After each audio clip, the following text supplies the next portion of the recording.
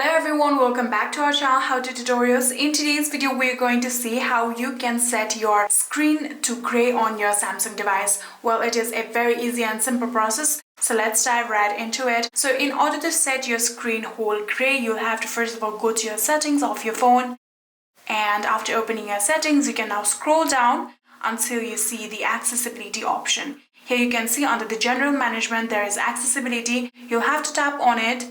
And after doing so, here you can see there is the option of vision enhancement. Tap on vision enhancement, and after so you can scroll down and there is the option of color correction. You'll have to tap on it, and just like this you can now scroll down and make sure you have selected grayscale just like this.